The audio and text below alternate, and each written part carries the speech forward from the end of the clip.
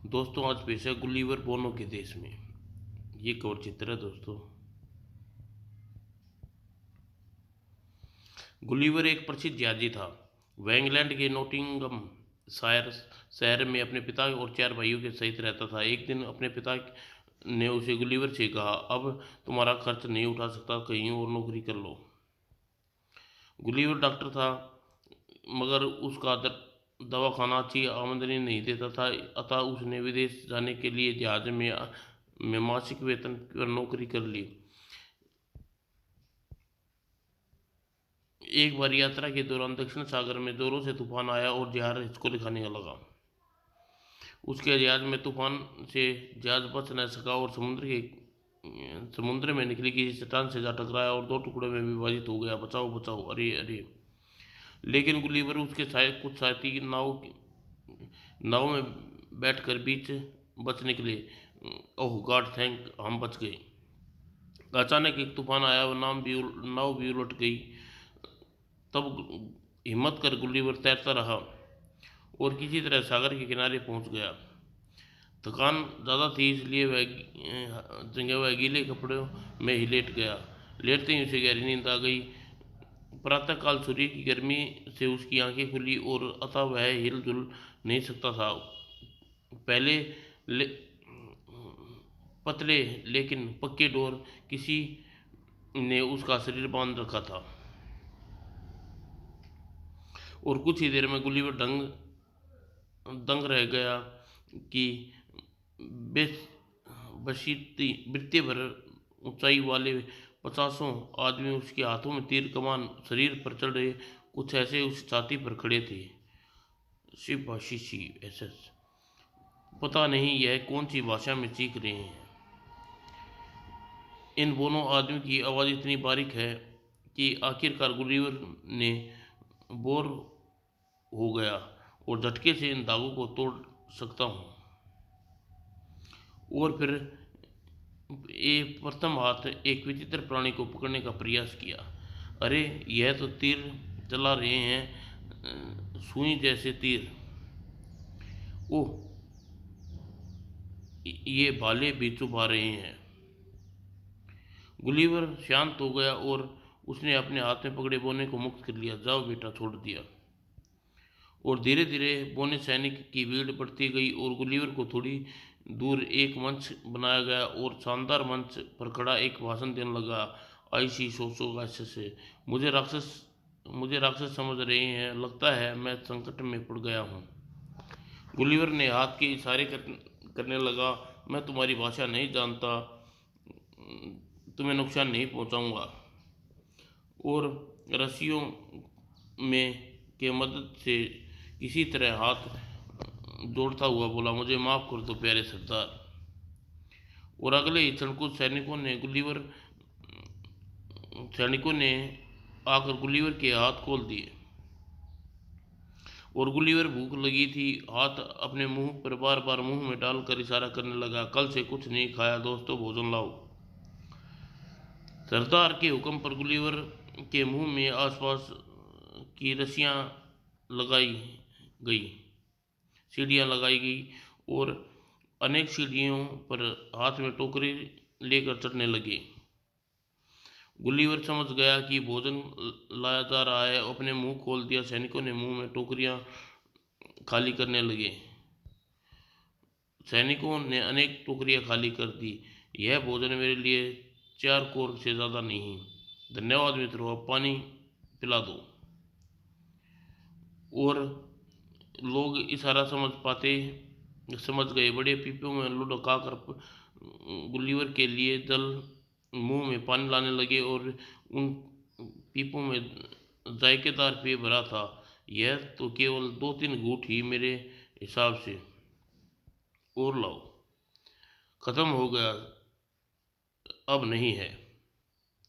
और गुलिवर ने जो पेय पिया था उसमें कुछ तेजी में ढंग से मिली, अतः उसे जल्दी ही नींद आने लगी। सैनिकों ने एक लकड़ी के तख्त को खींचकर उसके करीब लाने लगे। बंधन खोल दो, अब यह नींद में है।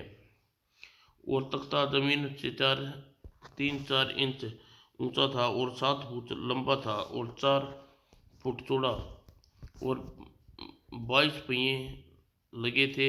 सामने घोड़े जुते थे और पीछे सैनिक धकेल रहे थे। सैकड़ों आदमियों गुलिवर को रस्सियों के सहारे गाड़ी पर लादा और एक और चल दिए। गुलिवर की गाड़ी सैकड़ों घोड़ों और सैनिकों सैनिक खींच रहे थे। सुरक्षा के लिए और 500 सैनिक थे। और गुलिवर को जब नींद खुली तो पूरा दिन बीत चुका था। वह नया सवेरा हो गया था। वो यह कैपुला एक नगर के दरवाजे पर पहुंचा था। सैनिकों ने किनारे पर सैकड़ों स्त्री पुरुष सारी जनक उसे देख रहे थे। एक स्थान पर काफिला रुका और बोने का राजा अंगरक्षकों के साथ गुलिवर को देखने आया। वो राजा के इशारे पर अपने सैनिकों को आदेश देकर चला गया। यह तो राजधानी है बोनो का राज्य की। और गुलिवर को पास एक बड़े मंदिर में ले जाया गया और भीतर जाकर गुलिवर पैर बड़ी मुश्किल से जंजीरें डाल दी गई। मेरे लिए यह जंजीरें पतली चैन जैसी हैं। और प्रतिदिन हजारों लोग गुलिवर को देखने आते। एक दिन रानी राजकुमार और राजकुमारियों के साथ दासियों के साथ आई। एक दिन राजा घोड़े पर बैठकर आया और साथ में कई दरबारी लोग थे। राजा जोर से कहा, गुलिवर की समझ में कुछ नहीं आया। राजा के साथ आए विद्वानों ने अधुवादन किया। अगर गुलिवर कुछ समझ नहीं आया, ये तो इंग्लिश, फ्रेंच, इटालियन। गुलिवर ने भाषाओं में जवाब दिया मगर समझ नहीं सके। उस दिन मंदिर में तमाशा देखने आए लोगों को मनोरंजन करना और रात को उसी मंदिर में कैदी की व्यवस्था में चुपचाप सो जाता। राजा और गुलिवर की प्रशंसा हो गया। राजा 6 पंडितों को हुक्म दिया कि गुलिवर को उसकी देश की भाषा सिखाई जाए और साथ गुजारने के लिए गुलिवर ने नई भाषा सीख ली है। मैं गुलिवर हूँ, समझ गया, मैं कुमानी। अब गुलिवर राजा और उसी की भाषा में बात करने लगा। गुलिवर राजा से वहाँ से उसे छोड़ दिया जाए। अपने दरबारियों को राय के बिना कोई काम नहीं करता। ठीक है महाराज, आपकी आज्ञा बिना मैं राजा नहीं छोड़ दूंगा, मगर मैं इस कैद से छुटकारा तो दीजिए आप, ताकि आपके राज्य को देख सकूं, घूम फिर सकूं। मुझे तुम पर विश्वास है। देखना तुम्हारे विशाल शरीर के कुछ टूट फूट न हो जाए। मेरे आदमी मरे नहीं। पूरी सावधानी रखूंगा महाराज। और गुलिवर बंधन खोल दिए गए और घूम घूम कर सारे नगर को देखने लगा। कैसा है यह नगर, जैसे खिलौने का संसार हो। एक दिन अपने महाराज ने याद किया श्रीमान। और गुलिवर दरबार में पूछा, क्या क्या महाराज, हम तुम्हारी ओर से। गुलिवर, मुझे कोई इतराज नहीं महाराज, आपकी सिपाहियों को आज्ञा दे। और सिपाहियों ने उठकर उसकी अपनी जेबों में डाल लिए और सिपाहियों ने सामान बाहर निकाला और सारा सामान सूची के मुताबिक डायरी में के अलावा उसके एक व्यक्ति था जो आज्ञा महाराज। तुम बड़े अच्छे हो गुलिवर, हम इसलिए तुम्हें रिहा करना चाहते हैं। बड़ी मेहरबानी होगी महाराज, आपके देश की बहुत याद आएगी, लेकिन तुम्हें हमारी मदद करनी होगी। हमारे देश लिलीपुट पर एक संकट आ गया है। हमारे पड़ोसी देश बुलकुर बड़े ने हमारे देश पर घेर डाला है और तब उसको क्या करना चाहिए। उसको मैं हमला करने वाले सारे जहाज ही ले जाऊंगा, लेकिन उसे लोहे की छड़ मजबूत रस्सियां चाहिए। सेनापति इसे जो मांगे वह दे दिया जाए। और लिलीपुट के निवासियों के लिए समुद्र में गुलिवर के लिए 6 फुट गहरा पानी और का तालाब था। आवश्यक सामान लेकर वह तैरता हुआ दूसरे टापू पर चल पड़ा। टापू के किनारे एक छोटे से जहाज के बौने सिपाही थे। और टापू के किनारे पहुंचकर गुलिवर ने जैसे ही पानी से बाहर आया, जहाज से दौड़कर भगदड़ मच गई। लेकिन गुलिवर ने लोहे की चैनों दड़ों से जहाज़ों पर फंसाना शुरू कर दिया और भी उन्हें बीसियों को बीस दरबारियों को बांधने लगा। वहां से सैनिकों को संभालने के उन्हें गुलिवर को तीरों की बारिश कर दी। भालों और कोचने लगे। चश्मा पहने रहने के कारण उसके सुई जैसे बारीक तीरों गुलिवर की आंखें बच गई और चमड़े के वस्त्रों के कारण भाले ज़्यादा क्षतिग्रस्त नहीं पहुंचा रहे थे। फिर उसने अपने चेहरे आदि पर बारीक सुइयों को बींधने लगे थे। गुलिवर जहाज़ों को रस्सियों से खींचा और लगभग 50 रस्सियों के 50 बेड़े जहाज़ों को खींचता हुआ गुलिवर लिलीपुट के किनारे पहुंच गया। धन्यवाद गुलिवर। ओह, पहले इन तीरों को निकाल लूं। और लिलीपुट किनारे पर खड़े राजा और सैनिकों को प्रशंसा व्यक्त की। आखिरकार एक हफ्ते बाद बेपुस राज्य की 6 छत अपने लिलीपुट राज्य की संधि कर ली।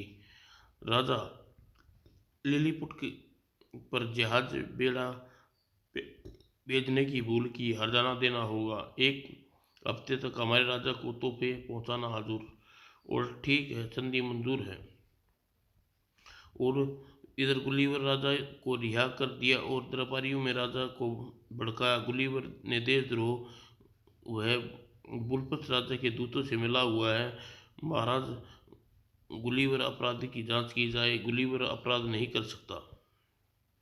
दरबारियों ने राजा को लगातार भड़काते रहे। महाराज, 1000 आदमियों का खाना वह खा जाता है, मगर वह बुलटेक के राजा की प्रशंसा करता है। हमें ऐसा नहीं होने देंगे। राजद्रोह, उसकी आंखें फोड़ दी जाए और हमारा आदेश है। उसके देश जाने का निमंत्रण उसे स्वीकार कर लिया। राजा दरबारियों के बहकावे में आ गया और एक दिन जब गुलिवर अपनी खाली नहीं बैठा, समुद्र के किनारे लकड़ियों को जोड़कर नाव बना ली। तुम देशद्रोह हो, तुम्हारी आंखें निकाल लेंगे। और गुलिवर ने यह सुनकर भयानक आहटा लगाया। गर्जना सिपाही भागे और गुलिवर नाव में बैठा। सिपाहियों ने तीर बरसाते रहे। गुलिवर पत्थर के टेढ़े मेढ़े ढालों के आहता होकर उसे पकड़ न सका। महाराज से कह देना मैं राजद्रोही नहीं हूँ। उसके राज दरबारी मुझसे ईर्ष्या करते थे। और सिर थी गुलिवर अपने देश की पहचान हुआ। एक जहाज दिख गया और नाव उसकी ओर बढ़ने लगी। सचमुच ही जहाज इंग्लैंड का था। गुलिवर को देखकर लोग खुश हुए और जहाज पर चढ़ा लिया। आओ भाई, बड़ी किस्मत वाले हो। और इस जहाज पर डॉक्टर के रूप में गुलिवर सेवाएं स्वीकार कर ली थी। 2 महीने तक यह यात्रा बड़े आराम से कटी और यह हिंदुस्तान की ओर जा रहा था। रास्ते में अफ्रीका का एक जहाज रुका। पीने का पानी खत्म हो गया है, चलो तलाश करते हैं, जरूर यहाँ कोई झरना होगा। आखिरकार सभी एक किनारे पर उतर गए। इस जहाज का यात्री होने के नाते मुझे पानी की तलाश करनी चाहिए। शायद कोई झरना मिल जाए। 1 मील तक घूम कर वापस चलो। और किनारे पर पहुंचकर, ओह, वह विशाल आदमी पीछा कर रहा है। अरे, यह सब लोग भाग रहे हैं, कुछ घबरा भी रहे हैं। जहाज पर चलूं। और अब लौट कर भाग कर उस खेतों में चलूं। बाप रे, इतनी ऊंचाई, इतनी मोटी घास। अरे, आगे तो नाला है और कहाँ जाऊंगा। इस नाले को पार नहीं कर सकता। कैसा देश है, इतने बड़ा नाला, मुझसे इतनी ऊंची, राक्षसों के आकार के आदमी, लिलीपुट के बोने लोग मेरा लोहा मान गए थे, मगर यहाँ तो पहाड़ जैसे आदमी मुझे बख्शेंगे नहीं। ए प्रभु, मेरी रक्षा कर। इन बड़े जंगलियों को पहाड़ों के आदमी कैसे जल्दी जल्दी काट डाल रहा है। ला लो, अब मैं आ गया इसके सामने। आह, मरा। और तभी आदमी अपनी भाषा में जोर से आवाज लगाई, गुलीवर के लिए ऐसी आवाज तो मानो बादल गरज रहा हो। इस आवाज से हाशिए के लिए मजदूर और उसके आदमी जो उसका मालिक था वह वहां पर आ गए। यह तो यही आदमी जो हमारे जहाज वाले आदमी को के पीछे दौड़ रहा था। उस मजदूरों के मालिक किसान को मालूम होता है कि उसने अपनी भाषा में कुछ कहा, शी शी शी। और गुलीवर को उसकी भाषा समझ नहीं आई, मगर मजदूर अपने अपने से गुलीवर को नीचे उतार दिया। गुलीवर को राहत मिली। यह किसान गुलीवर को इशारे में समझाया कि उसे रुमाल में बहुत सावधानी से गुलीवर को लपेटा और अपनी जेब में रख लिया।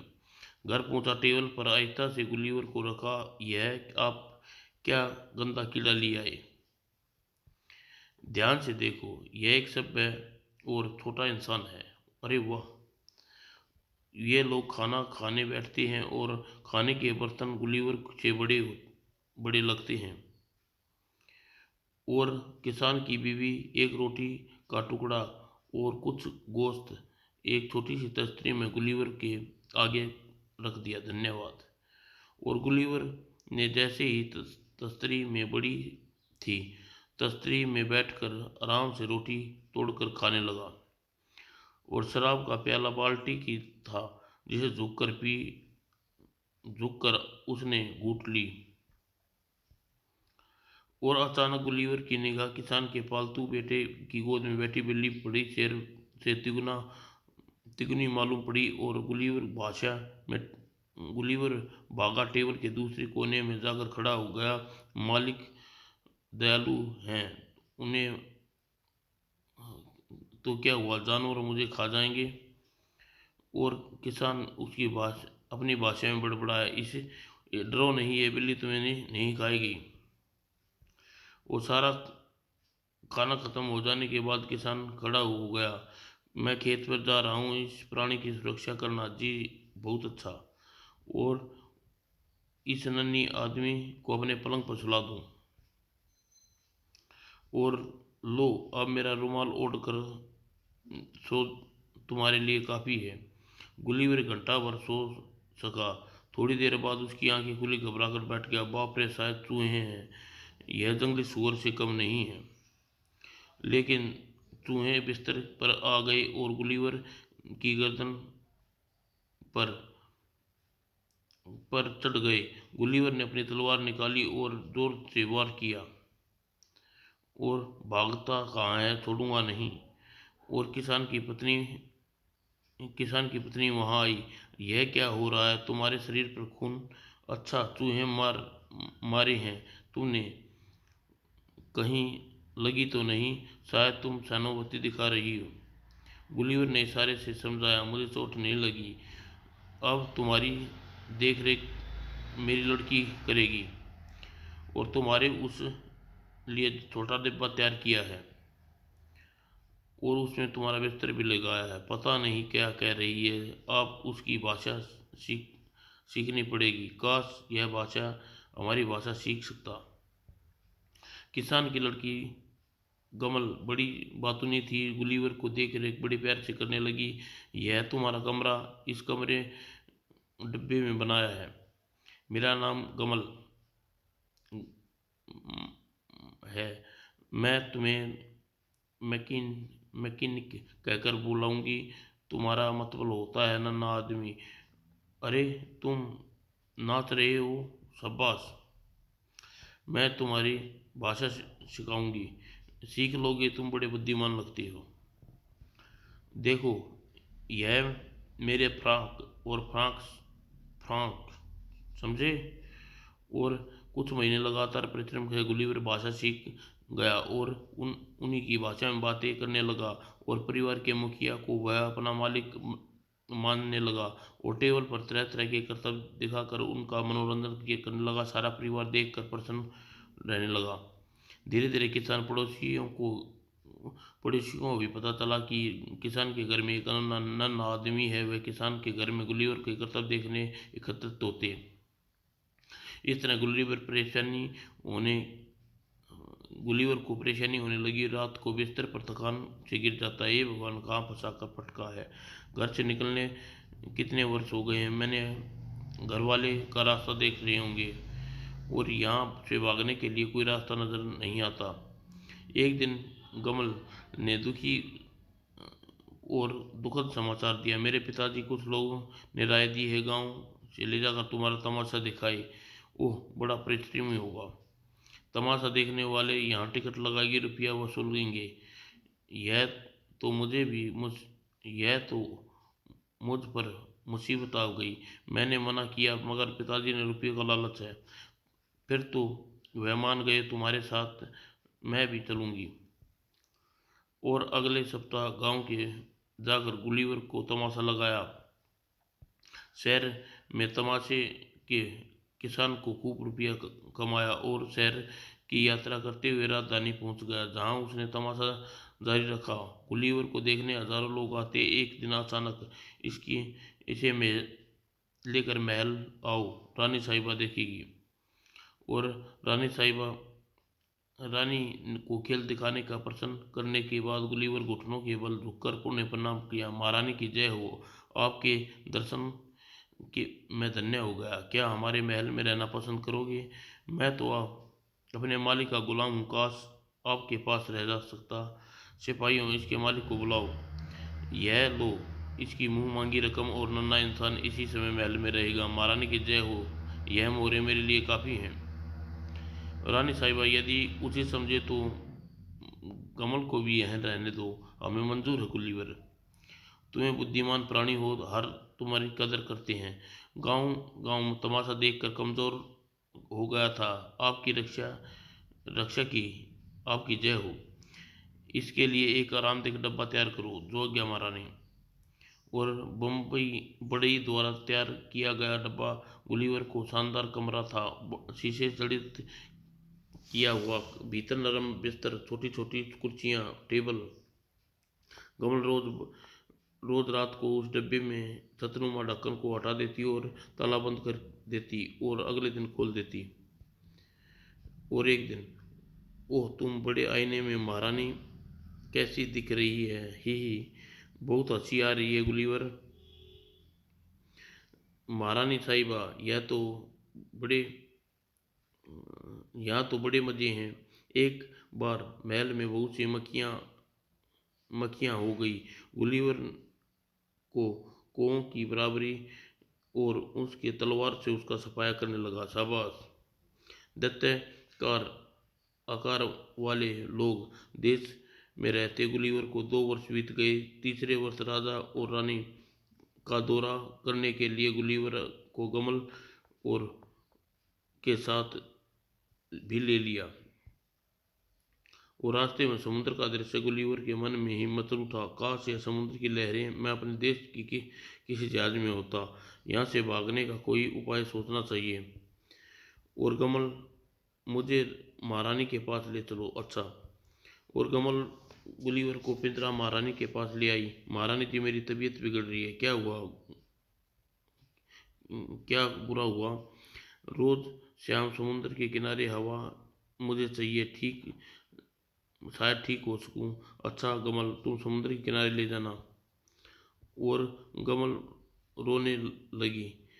तो गुलीवर, तुम बीमार हो, तुम्हें हो, मुझे दुख है। रो नहीं, मैं ठीक हो जाऊंगा। श्याम को नौकर का लड़का गुलीवर को डब्बे को लटकाए समुद्र के किनारे पहुंचा और डब्बा ऊंचाई पर चट्टान पर रख दिया और खेलने में व्यस्त हो गया।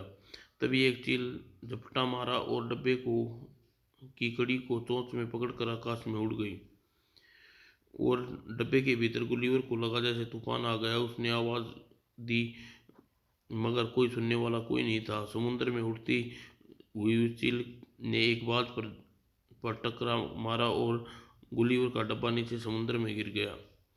पानी डब्बा पानी में गिरकर टूटा नहीं और न ही उसमें पानी भरा और तैरने लगा।